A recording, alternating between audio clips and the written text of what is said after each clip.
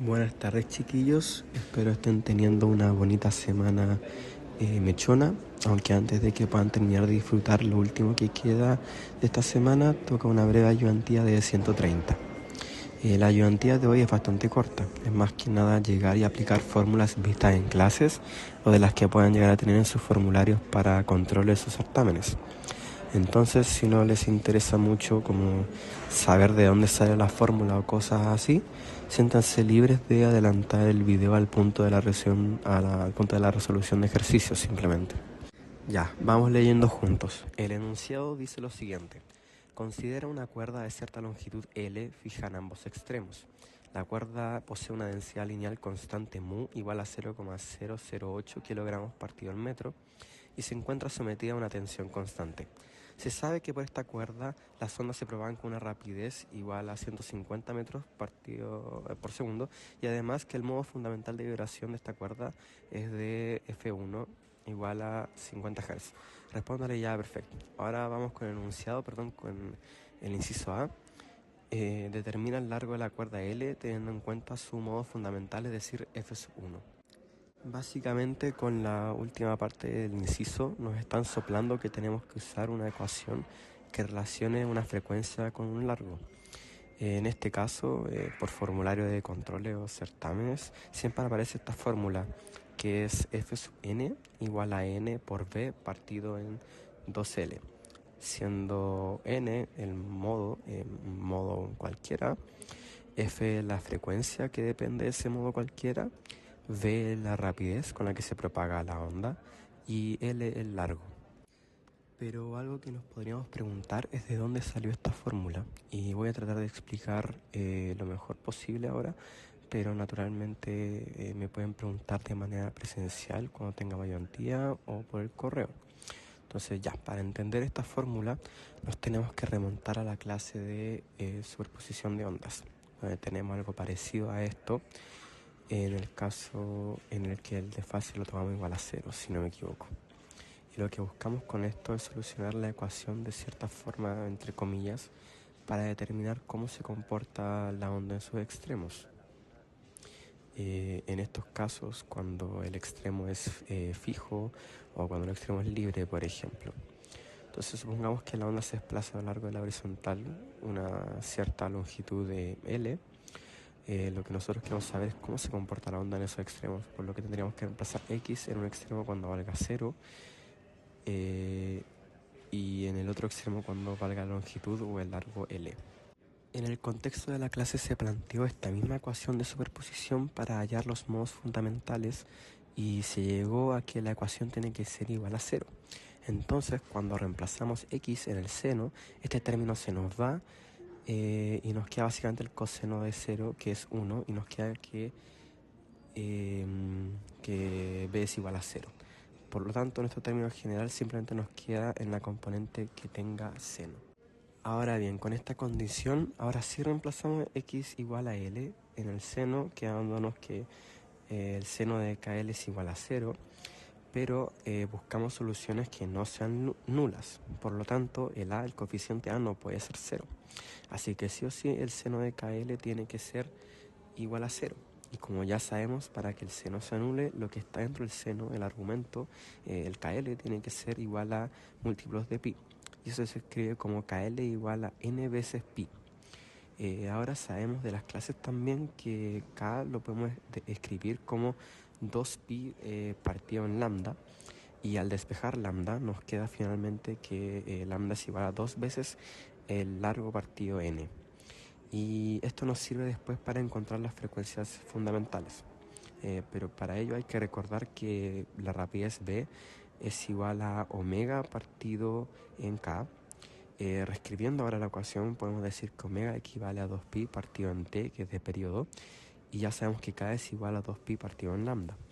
Simplificando nos queda que v de rapidez es igual a lambda partido en t de periodo, que en este caso, como ya sabemos, 1 partido en el periodo es igual a la frecuencia, por lo que nos queda una relación, una ecuación en la que la rapidez es igual a lambda por f de frecuencia. Y como ya tenemos una expresión para la longitud de onda, simplemente basta con reemplazar y despejar la frecuencia, que es lo que nos interesa de la fórmula. Así nos queda que la frecuencia para cualquier modo es igual a n por v partido en 2 veces el largo. Y una vez obtenida y entendida esta fórmula, basta simplemente con reemplazar los datos del enunciado. Ya sabemos el valor de la rapidez y ya sabemos el valor de la frecuencia en su modo cuando n vale 1. Entonces, reemplazando, nos queda básicamente que 150 partido en 2 por 50 es igual al largo L. Y resolviendo queda que el largo es igual a 3 medios, o si se quiere ver en su forma decimal, 1,5 metros. Y ya eso fue el inciso A, por lo que ahora pasamos al inciso B, que nos dice lo siguiente. Calcule el valor de la tensión T a la que debe estar sometida la cuerda para que su modo fundamental sea el indicado. Ahora bien, tenemos datos o valores tanto para la rapidez B como para la densidad lineal mu, por lo que simplemente tenemos que encontrar una ecuación que relacione la tensión T con estos dos últimos datos ya mencionados. Y una ecuación que haga esto es básicamente otra ecuación que aparece en sus formularios de control y certámenes, de donde sale que B es igual a la raíz cuadrada de T partido en mu. Pero de nuevo, para saber de dónde viene esta relación, esta fórmula, basta con hacer ver lo siguiente. Tomemos, por ejemplo, cualquier cuerda sometida a una oscilación en donde la cuerda se encuentre bajo el efecto de una tensión cualquiera.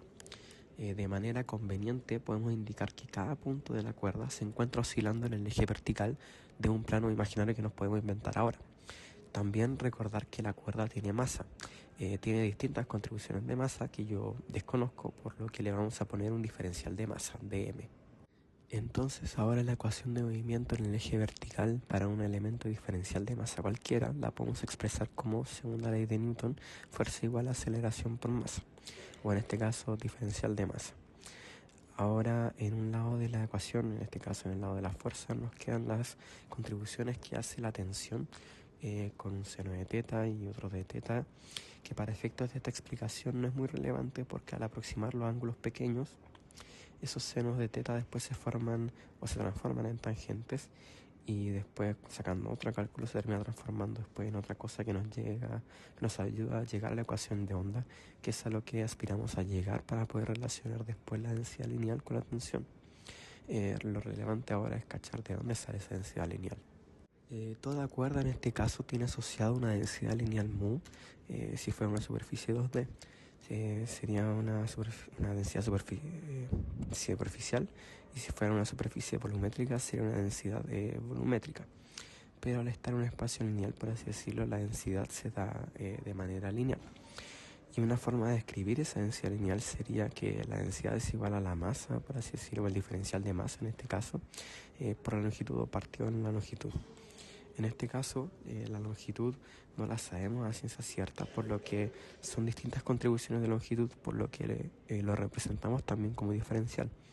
Así que anotamos diferencial de x. El de x al otro lado y nos queda que dm es igual a mu por dx. Y ya sabemos que la aceleración la podemos desglosar como la segunda derivada con respecto al tiempo y todo eso. Y eso fue lo visto en clase. Entonces ahora bien, lo relevante aquí es pasar la t de tensión al otro lado dividiendo, y así dejamos simplemente mu partido en t a un lado de la ecuación. Ahora ya tenemos una parte de la ecuación de onda que es la segunda derivada con respecto al tiempo, y el coeficiente que acompaña esto, y haciendo magia por lo visto en clase. La magia que hicieron fue decir que la tangente corresponde a la pendiente en el punto analizado de esta cuerda, por lo que la podríamos expresar como una derivada parcial, y por otras derivadas parciales de x, de y, toda la cosa, que después todo esto se va a simplificar y nos queda la ecuación o la estructura de la ecuación de la onda para esta cuerda vibrante analizada. Y la gracia es llegar a estas relaciones que, ya que desde acá podemos notar de dónde sale la relación entre la rapidez, la tensión y la densidad lineal. Pues si nos acordamos de la ecuación de onda regular, notamos que el término que acompaña a